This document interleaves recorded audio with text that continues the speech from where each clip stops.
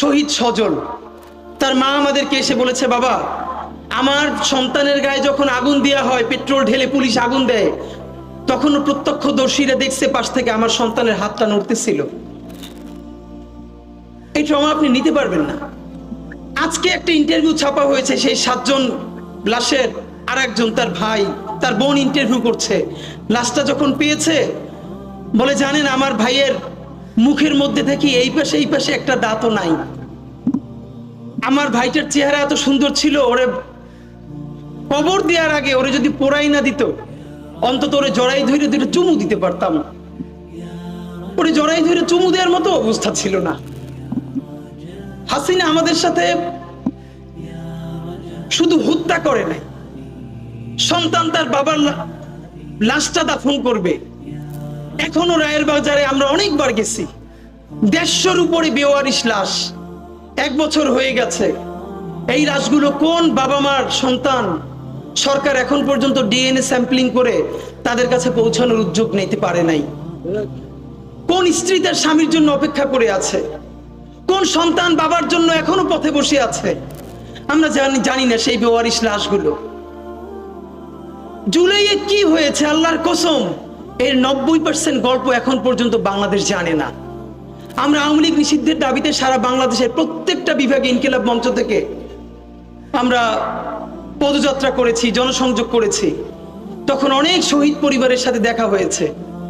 আমরা শুধু ঢাকার শহীদ পরিবারগুলোর সাফারিংস জানি, কারণ সেখানে মিডিয়া আছে, বারবার তাদেরকে কোনো না কোনো প্রোগ্রামে ডাকা হয়। যেই উপজেলা, যেই জেলায় যে বিভৎসতা ঘটেছে, এখন পর্যন্ত তার কোনো, দেখেন আমরা কি করতে পারলাম। এই রাষ্ট্রর কি উচিত ছিল না, 1000 বার বলেছি, এই ইতিহাসকে নাই করে দেয়া হবে। সারা ঢাকায় যেই 6টা-7টা জায়গায় রণক্ষেত্র হয়েছে, যাত্রাবাড়ি, রামপুরা, উত্তরা, এরকম সব জায়গায় বিভাগীয় যে জায়গাগুলোয় গণহত্যা চলেছে, সরকার আপনি একটা কমিশন করতেন। সেই কমিশন রাস্তার উপরে স্টেজ করে প্রত্যেকটা শহীদ পরিবারের গল্প শুনবে। ঘন্টার পরে ঘন্টা যেই গণহত্যা চলেছে, শহীদ পরিবার বলবে তার সন্তানকে, তার বাবাকে, তার মাকে কিভাবে প্রকাশ্য দিবালোকে হত্যা করেছে সেই ঘটনা বলবে। সংসদ টেলিভিশনে তা একদম লাইভ টেলিকাস্ট করা হবে। যেই ভাই 2 চোখ হারিয়েছে, আজকেও দেখলাম মাদ্রাসার সম্ভবত যাত্রাবাড়ির ঘটনা, পুরো সাদা জুব্বটা রক্তে লাল হয়ে গেছে, এবং একটা কলেজের ছাত্র তার মাথার পতাকা খুলে সেই রক্ত মুছে দিচ্ছে। আপনি ভাবেন এই সরকার আমাদের মধ্যে কতগুলো বিভাজন করে দিয়েছিল হাসিনা। মানে হুজুরদের মধ্যে মিনিমাম 20টা শাখা। কোনোদিন নিজের ঘরানার মানুষের সাথে অন্য মানুষের কারো যোগাযোগ নাই। অথচ ভাবেন এই জুলাই আমাদেরকে এমন একতাবদ্ধ করে দিয়েছে, একটা কলেজের ছাত্র তার পতাকা খুলে একটা কওমি মাদ্রাসার ছেলের রক্ত মুছতেছে। আপনি এর থেকে ঐক্যবদ্ধ অবস্থান আর কি দেখবেন? জাহাঙ্গীর, আপনারা আমরা পছন্দ করিয়েন না করি, অনেকে নাও করতে পারেন। এই জুলাই কোনোদিন সফল হতো না যদি আমাদের মায়েরা, যদি আমাদের বোনেরা ঘর থেকে হাতে বটি নিয়ে রাস্তায় না নামতেন। এই আন্দোলনকে জঙ্গি আন্দোলন পর্যন্ত ত্যাগ করতে চেয়েছে আওয়ামী লীগ।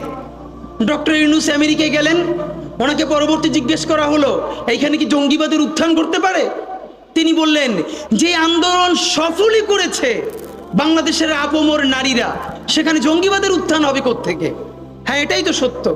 একটা ছবি আমাদেরকে অবাক করে দিয়েছে জাহাঙ্গীরনগর বিশ্ববিদ্যালয়ের প্রীতিলতা হল থেকে আমাদের 2 বোন হাত ধরাধরি করে নামছে। এক বোন সারা শরীর বোরকা জড়ানো, হাতে একটা লাঠি, তার সাথে তার বান্ধবী একটা টি শার্ট পরা এবং একটা জিন্স পরা, হাতে একটা লাঠি। কে জিন্স পরা আর কে বোরকা পরা এই চিন্তা তারা করে নাই। আওয়ামী লীগের সমস্ত ন্যারেটিভ ভেঙে দিয়ে ফ্যাসিবাদের, ভারতীয় আধিপত্যবাদের, হিন্দুত্ববাদের ন্যারেটিভকে নাই করে দিয়ে 2 বোন হাতে হাত ধরে, হাতে লাঠি নিয়ে ছাত্রলীগ মুক্ত করেছিল জাহাঙ্গীরনগর বিশ্ববিদ্যালয়। আমাদের সেই একতা আজকে কোথায়? আজকে এখন আপনাদেরকে একটা কথা বলবো, আপনারা রাগ করবেন, এরপর আমি আপনাদেরকে বলবার সাহস রাখি, কারণ আমি মনে করি আপনাদেরকে আমি যত বকাঝকা করি, এইটা আমি শুধুই আপনাদেরকে ভালোবেসে করি। আপনাদের সাথে আমার কোনো ব্যবসা নাই, আমার কোনো বাণিজ্য নাই। আমি আলেম পরিবারের সন্তান। আমার বাবা একজন প্রথিতযশা আলেম ছিলেন আমার কমিউনিটির। আমি আলেমদের সাফারিংস জানি। সুতরাং আজকে একটা গল্প বলি। ইনকিলাব মঞ্চের ঢাকা বিশ্ববিদ্যালয়ের সদস্য সচিব আমাদের জুমা, ও মহেশখালীর মেয়ে, ও জাহাঙ্গীরনগরের আর একটা মেয়ে, এরা 3 জন মেয়ে বোটানিক্যাল গার্ডেনে ঘুরতে গেছে কিছুদিন আগে। কষ্ট নেবেন না, আমরা যদি এই লার্নিং নতুন করে চিন্তা করতে না পারি, বিশ্বাস করেন এইখান থেকে শুধু ভারতীয় আধিপত্যবাদের আইকনটা গেছে। ভারতীয় আধিপত্যবাদের কোন প্রতিষ্ঠান এখান থেকে সরে নাই। আমরা কি শুধু আইকনকে, আপনার কি মনে হয় ভারতের সমস্ত বিনিয়োগ শুধু হাসিনার উপরে? না, এখন হাসিনা আর তাদের প্ল্যানে নাই, সে তো একটা ব্যক্তি। সে এখানে দেশ হিসাবে হাজার হাজার কোটি টাকা সে এখানে বিনিয়োগ করেছে। এখানে তার অনেক ধরনের এস্টাবলিশমেন্ট আছে, একটার পরে একটা ফেস সে ওপেন করবে। এই আধিপত্যবাদের বিরুদ্ধে, এই ন্যারেটিভের মোকাবেলায় এই জুলাইয়ের যে একতাবদ্ধ শক্তি, নারী, পুরুষ, কওমি, আলিয়া, সালাফি, মাদ্রাসা, কলেজ, ইউনিভার্সিটি, হিন্দু, মুসলমান, বৌদ্ধ, খ্রিস্টান, এদের যে ঐক্যবদ্ধ দেশের আধিপত্যবাদের বিরুদ্ধে একতা, এটার বিরুদ্ধে জীবন গেলেও আমাদের ঐক্য আর ভাঙা যাবে না।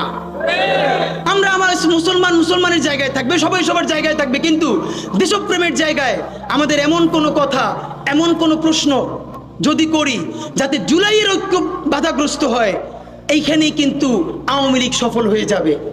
দেখেন, আমি বিএনপির এত সমালোচনা করার পরেও কেন এত ঝুঁকি নিয়ে বলি যে এই বিএনপিকে শতভাগ রাজনীতি থেকে নাই করে দেওয়া যাবে না? কারণ আমার হিসাব খুব বরাবর। আমরা একটা যুদ্ধের মধ্যে আছি, অনেকগুলো ফেজ একসাথে ভারতীয় আধিপত্যবাদের বিরুদ্ধে লড়তে হবে। এইখানে দুটো পলিটিক্যাল ফোর্স, এই আওয়ামী লীগ তো ভারতীয় আধিপত্যবাদের এত বড় দাস ছিল না। তিনটা পরপর ভোটার ছাড়া নির্বাচন করে তাকে যখন আওয়ামী লীগ এখানে দাঁড় করিয়ে দিয়েছে ভারত, তখন ভারতের বাইরে যাবার আর কোনো সুযোগ ছিল না। সুতরাং এই আওয়ামী লীগ এখন বাংলাদেশের শত্রু। আর একটা বড় ফোর্স বিএনপি। ভাইরা, যত কথা বলি, রাস্তাঘাটে আওয়ামী লীগ যখন মিছিল করে তারে কিন্তু পিটাইয়া থানায় দিছে এই বিএনপি। সেটা চাঁদাবাজির কারণে বলুক, যেই বলুক, ভদ্র, সুশীল অন্য কোন দল আপাতত দৃষ্টিতে ওই আওয়ামী লীগের পিটানোর মতো স্বাভাবিক ক্যাপাসিটি নাই।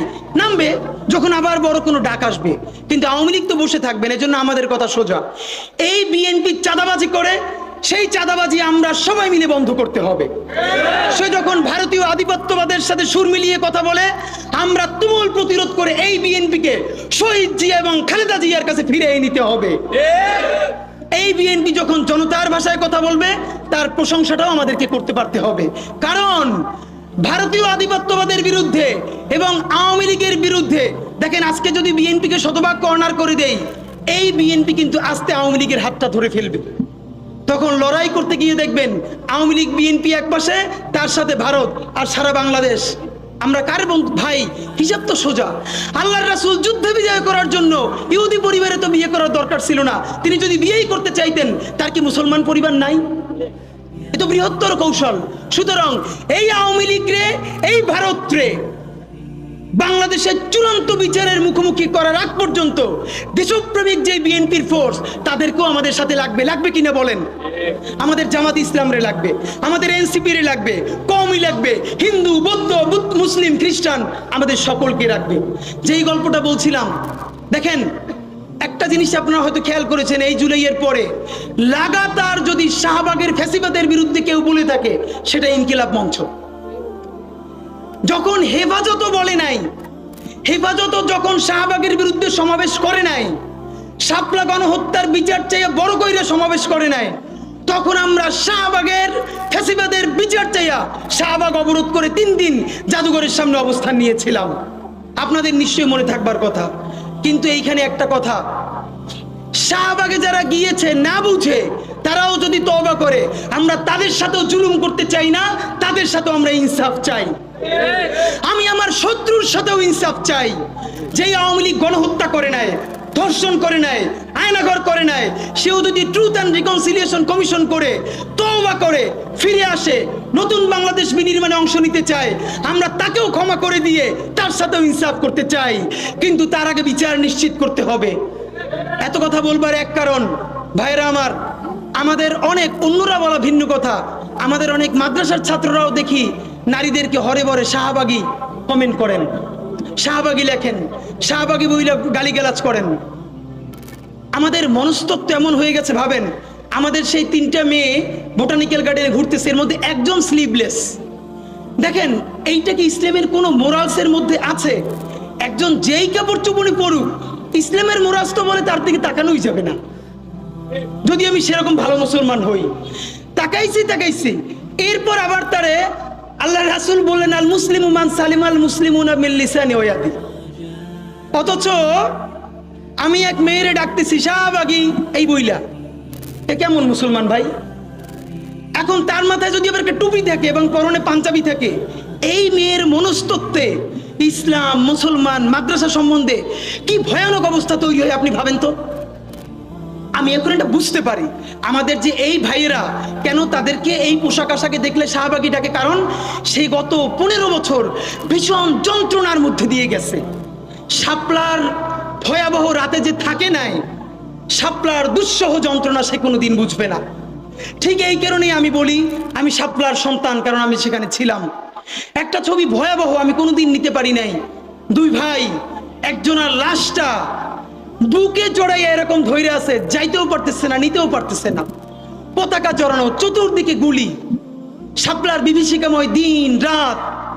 কিন্তু এই জন্য কি আমরা আমাদের সাথে যে জুলুম হয়েছে আমরা কি আরো আরেকটা জুলুম কারোর সাথে করতে দিব?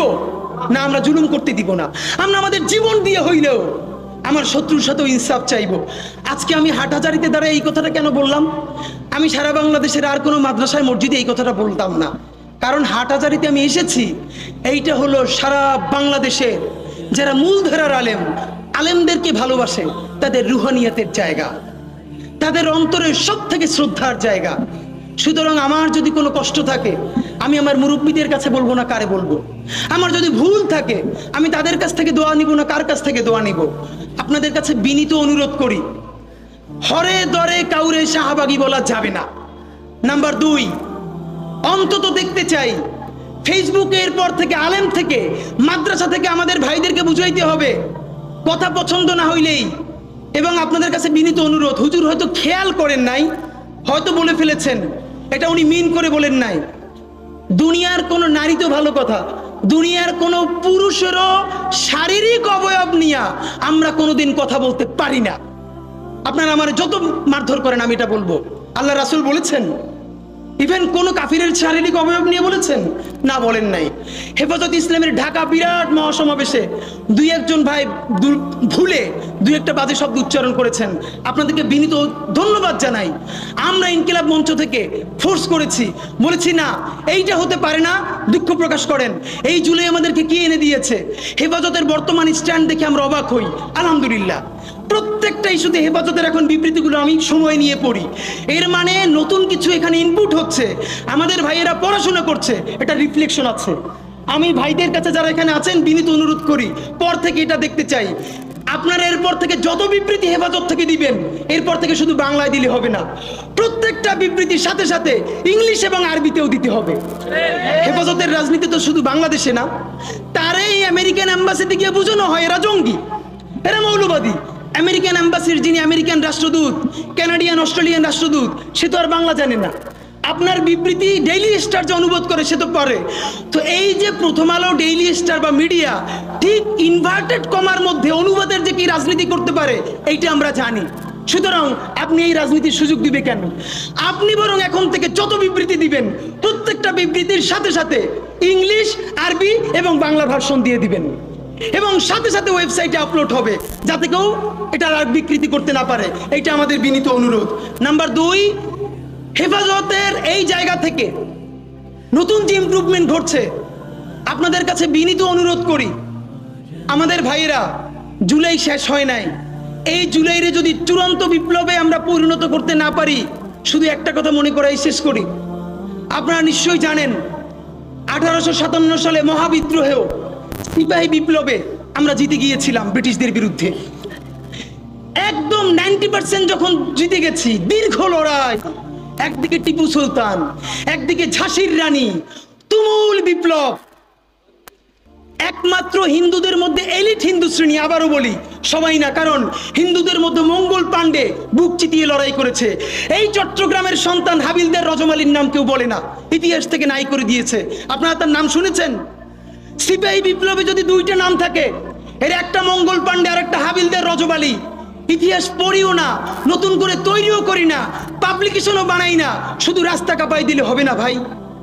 হাবিলদার রজমালি এই ব্রিটিশদের বিরুদ্ধে পার্বত্য অঞ্চলে যুদ্ধ করতে করতে পার্বত্য চট্টগ্রামের ঘোড়া নিয়ে ঢুকে গেছে। একটা সময় সঙ্গীহারা হয়ে গেছে, ব্রিটিশদের কাছে জীবন দিবে না, এই জন্য তিনি চিরতরে পার্বত্য চট্টগ্রামের ভিতরে ঢুকে গেছে, আর ব্যাক করেন নাই। তিনি মনে করেছেন যুদ্ধ করতে করতে প্রয়োজনে হারাইয়া যাব, তবু আমার স্বাধীন জীবন ব্রিটিশ বেনিয়াদের কাছে হত্যা হইতে দিব না। সেই হাবিলদার রজব আলীর সন্তান এই বীর চট্টলা। আমাদের ইতিহাস তো আমরা জানি না। দেখেন, সেই বিপ্লব যখন হারিয়ে গেল, আপনারা জানেন কিনা, ইতিহাস বলে বাংলাদেশের বড় বড় গাছে এমন কোন ডাল ছিল না গ্র্যান্ড ট্রাঙ্ক রোডে, যেই গাছের ডালে ডালে সিপাহী বিপ্লবের যেই সব সৈনিক এই বিদ্রোহে অংশ নিয়েছিল তাদেরকে ঝুলিয়ে ফাঁসি দেওয়া হয়েছে। তাদের বাবাকে, তাদের সন্তানদেরকে জগন্নাথ বিশ্ববিদ্যালয়ের সামনে বাহাদুর শাহ পার্ক গিয়ে দেখবেন, এখনো তাদের নাম লেখা আছে। আগে ছিল ভিক্টোরিয়া পার্ক, পরে আমাদের বাহাদুর শাহের নামে করা হয়েছে। গিয়ে দেখবেন প্রকাশ্য দিবালোকে গাছের সাথে ঝুলিয়ে আমাদের বিপ্লবীদেরকে ফাঁসি দেওয়া হয়েছে। শুধু তাই না, 5 দিন 7 দিন ধরে সেই লাশ ঝুলিয়ে রাখা হয়েছে, যাতে মানুষ দেখে শিক্ষা পায় আর কেউ কোনোদিন ব্রিটিশদের বিরুদ্ধে বিপ্লব বা বিদ্রোহ করতে না পারে। দেখেন, বিপ্লব জিতে যাওয়ার আগে আমরা যখন সামান্য ভুলে পরাজয় হয়েছে, আমাদের লাশ গাছে গাছে ঝুলেছে। এরপর মুক্তি আসতে আরো 100 বছর লেগেছে। 1857 সালে মুক্তি আসতে পারতো। আপনারা নিশ্চয়ই জানেন 1757 সালের পরে 1857 সালে এই 100 বছরেও ব্রিটিশদের আমাদেরকে যেই ক্ষতি করতে পারে নাই, 1857 সালে মহাবিদ্রোহে আমাদের পরাজয়ের পর তার 1000 গুণ ক্ষতি তারপরে তারা করেছে। আমাদের সমস্ত সম্পদ ধ্বংস করে দিয়েছে। যারা জমিদার ছিল সেই মুসলমানরা তাদেরকে কৃষক বানিয়ে দিয়েছে। শুধু কৃষক না, ভূমিহীন কৃষক বানিয়ে দিয়েছে। ভাইয়েরা আমার, এই জুলাই যদি এটাকে বিপ্লবে পরিণত করতে না পারি, চূড়ান্ত যোগ্যতা অর্জন করে যদি এটাকে চূড়ান্ত পিকে যেতে না পারি, সামনে বাংলাদেশে আমাদের জন্য ভয়াবহ সে আর একটা সিপাহী বিপ্লবের করুণ প্রতি অপেক্ষা করছে। আপনারা অনেকে ভাবতেছেন এইটাও কি সম্ভব? জামাতের ভাইয়েরা অনেকে বুঝে না, বলে কি করে সম্ভব। মনে করাই দেই, শহীদ নিজামী মুজাহিদ সাহেবেরা মন্ত্রী হিসাবে সর্বশেষ যখন সম্ভবত 2006 বা 2007 মন্ত্রী ছিলেন, বলেন তো তার কয় বছর পর তাদেরকে ফাঁসি দেওয়া হইল? 10 বছরও লাগে নাই। রানিং ফুল মন্ত্রী ছিল, লক্ষ লক্ষ মানুষ তাদের সাথে ছিল, তাদের মন্ত্রণালয়ে একটা পয়সার দুর্নীতি বের করতে পারে নাই। 10 বছরের মধ্যে মন্ত্রিত্বের পর তাদেরকে ফাঁসি দেওয়া শুধু হয় নাই, তাদের সন্তানরা তাদের জানাজাটা পর্যন্ত পড়তে পারে নাই। সংখ্যা দিয়ে হয় না ভাই, কোটি কোটি মানুষ দিয়ে সবকিছু হয় না। আজকে আপনারা প্রথম আলোর বিরুদ্ধে বলেন, এই যে আসার সময় বলতেছিলাম শায়েকরে, প্রথম আলোর প্যারালাল কাছাকাছি একটা পত্রিকা কি আমরা দাঁড় করাইতে পারছি? অনেকে বলে আমার দেশের কথা, আজকে শুধু বলি, পরশু জানলাম প্রথম আলোর 10 ভাগের 1 ভাগ বিনিয়োগ এবং আর্থিক সংগতি আমার দেশের নাই। 5 কোটি টাকা হইলে আমার দেশে একটা নতুন প্রেস কিনতে পারে, তাইলে পত্রিকাটা ঠিক মতো ছাপাইতে পারে, ভাড়া লাগে না, সেই টাকাটাও তাদের নাই। ভাই, ভালোবাসা দিয়া পয়সার কাজ হয় না। 50,000 টাকা যে এই লোকটার স্যালারি, এই কাজ যদি 20,000 টাকা দিয়ে করাইতে চান, কোনোদিন 50,000 টাকা রিপোর্ট এবং স্কিল আপনি পাবেন না। ওই 50,000 টাকাই লাগবে। মানুষ মাগনা কাটে 3 দিন, একজনের দাওয়াত খাওয়ায় 2 দিন 3 দিন, তারপরে আর চলে না। আমাদের আর্থিক যোগ্যতা অর্জন করতে হবে। আমাদের অনেকগুলো প্রতিষ্ঠান লাগবে, একটা প্রতিষ্ঠান না। আমাদের ভাইদের সমস্যা কি জানেন? সে আজকে যদি হাটহাজারী মাদ্রাসা দিয়ে কেউ একটা পত্রিকা বার করে, সেই পত্রিকাটাও সে জাতীয় মূলধারা বানাবে না, দেবে দৈনিক হাটহাজারী। সে বানাবে মানে কোনো না কোনো ঘুরে ফিরা তার চিন্তায়, মননে, মগজে প্রথমে হয়তো হাটহাজারী, সর্বোচ্চ বড় হইলে হেফাজত, এরপরে সর্বোচ্চ বড় হইলে বাংলাদেশের শুধু মুসলমান। ভাইরা, এই মুসলমানের বাইরের যে জনগোষ্ঠী, সেটা কি আপনার না? আপনি ভাবেন এই দেশের আপনি প্রধানমন্ত্রী, তারপরে ভাবেন আপনার জনগোষ্ঠী কারা, আপনি সেরকম চিন্তা করেন। সুতরাং আমি কথায় অনেক ভুলভ্রান্তি বলতে পারি, কিন্তু বিশ্বাস করেন আমার কলিজা চিল্লেও আপনারা শুধু যেটা পাবেন সেটা হইল আমি চক্ষু বন্ধ করে দেখতে পাই। আমরা যদি যোগ্যতা নিয়ে 5-10 বছরের মধ্যে দাঁড়াইতে না পারি, এই ভিডিও, এই ছবি, এই শহীদ পরিবার, এই আহত, এদের জীবন তো শেষ। এদের পরবর্তী জেনারেশনকে পর্যন্ত কি ভয়ানক গণহত্যার শিকার হইতে হবে আমরা চিন্তাও করতে পারতেছি না। সুতরাং বাংলাদেশের স্বাধীনতা, সার্বভৌমত্ব, বাংলাদেশের ইসলাম এবং মুসলমানকে বাঁচাইতে হইলে আমাদেরকে তুমুল যোগ্যতা অর্জন করতে হবে। এই মাদ্রাসা শিক্ষিত জনগোষ্ঠীর মধ্যে হাজার হাজার ছেলে লাগবে যারা সিএনএনে, আল জাজিরায় তুমুল ইংলিশে বলতে পারবে। তাকে যে জঙ্গি বলা হয়, মিথ্যে ট্যাগ দেওয়া হয়, এটাকে ডিবাং করতে পারবে সেই ইংলিশে এবং অবাক করার মতো ফ্লুয়েন্ট ইংলিশে। এই যোগ্যতা আমার লাগবে। আমাদের ভাইয়েরা কিতাবি আরবি এবং অন্য আরবি ভিন্ন জিনিস, তাকে দুর্দান্ত আরবি বলতে পারতে হবে। আমাদের প্ল্যাকার্ডে ইংলিশ কই, আমাদের প্ল্যাকার্ডে আরবি কই। ভাই, নিজের কাজ নিজে না করলে অন্য কেউ কইরে দেয় না। প্লিজ আপনারা কয়দিন আমারে, কয়দিন ওরে ভাই মনে করবেন, এরপর তো আমি আপনার বিপক্ষে বলবো, তখন আবার গাই লেবেন, এইটা কইরেন না। নিজে শক্তিশালী হন, নিজে যোগ্যতা অর্জন করেন। আমারে গালি দিয়ে হইলেও, বোকা দিয়ে হইলেও যে এই পুচকি বলা এত ভাব লয়, যা যোগ্যতা অর্জন করে ফেলাই। তবে কি জানেন, মিছিল দিয়া জান দেওয়া এটা একদিনের কাজ, 3 দিন 5 দিন 1 মাসের কাজ। যোগ্যতা তো আর 1 বছরে অর্জন হয় না। এটা বিরাট একটা জিহাদ। আপনারা বলেন না জিহাদ চাই, চলেন জিহাদটাই শুরু করি। সেই জিহাদটা হইল, একজনের সব পারার দরকার নাই। এই দেশে আমাদের অনেক মাশাআল্লাহ আলেম হইছে। আলেমদের মধ্য থেকে এখন আইটি উদ্যোক্তা লাগবে, বুলধেরান মিডিয়া লাগবে। আমার যে 8000-এর ছেলেটা এখন পড়ে, চলেন সে আজকে জিহাদ ঘোষণা করি। আগামী 5 বছর পর, আগামী 10 বছর পর আমি এমন প্রতিষ্ঠান গইরা তুলবো যেইটা শুধুই ইসলাম আর মুসলমানের প্রতিষ্ঠান না, এটা আপামর বাংলাদেশের প্রতিষ্ঠান হবে। আর দেখেন, যতবার ইসলাম কায়েমের কথা বলি, তার আগে যদি ইনসাফ কায়েমের কথা বলতাম, আমার হিন্দু অন্য ধর্মের ভাইরাও তো সাথে পাইতাম। কেন? ইনসাফ যদি রাষ্ট্রে কায়েম হয়ে যায়, তাহলে 80% ইসলাম তো এমনিতেই কায়েম হয়ে যায়। তাহলে আগে আসেন ইনসাফের রাষ্ট্র বানাই, যে ইনসাফের রাষ্ট্রে সকল ধর্ম, বর্ণ, নারী, পুরুষ আমাদের অংশীদার হবে ইনশাআল্লাহ। ইনসাফ যদি কায়েম হয়ে যায়, সেই ইনসাফে যদি কারো খিলাফত আকাঙ্ক্ষা থাকবে, আলহামদুলিল্লাহ হইতে পারে, যে কোনো আকাঙ্ক্ষা হইতে পারে। তা আপনাদের কাছে বিনীত অনুরোধ, আমি শুধু এটুকুন বলতে আসছি, প্লিজ আমাদের উস্তাজরা, আমাদের ভাইদেরকে, এইখানে যারা আছেন জানি, হাইনে একটা মেয়েকে দেখে সে যা কাপড় চুপড় পড়ুক, ভাই একটা মেয়ে যদি উলঙ্গ হইয়াও হাইটে যায়, প্রথমত তো আমি যদি মাদ্রাসার ছাত্র হই, মুসলমান হই, তার দিকে তো তাকানোই আমার জায়েজ নাই। তাকাই এরপর আবার তার কটু কথা বলি, ভাই এরকম তো হবে না। হ্যাঁ, কেন বলে? তার ওই প্রচুর সাফারিং, এই শাহবাগীরা আমাদের জীবনকে ধ্বংস করছে। ভাই সেইটার বিরুদ্ধে যদি আমিও তার মতো করি, সে তো আরো ক্ষিপ্ত হয়ে উঠবে। বরং আমি তার এমন আদর্শ দিয়ে বিজয় করার সময় এসছে, সে যেন বাসায় গিয়ে বলে যে এই ছেলে মেয়েগুলোর জঙ্গি মনে করতাম, এদের সাথে মিশে দেখলাম অদ্ভুত, এদের ব্যাপারে তো মিথ্যে কথা বলা হয়, এদের কাছেই আমরা সবচেয়ে নিরাপদ। সুতরাং এই দাড়ি টুপিওয়ালা মানুষগুলোই, এদের কাছেই বাংলাদেশের সমস্ত নারী এবং অন্য ধর্মের মানুষ নিরাপদ হয়ে উঠবে, বাংলাদেশ নিরাপদ হয়ে উঠবে। সেই প্রত্যাশায় আপনাদের কাছ থেকে দোয়া নিয়ে শেষ করছি। বাংলাদেশ জিন্দাবাদ, ইনকিলাব জিন্দাবাদ। আসসালামু আলাইকুম।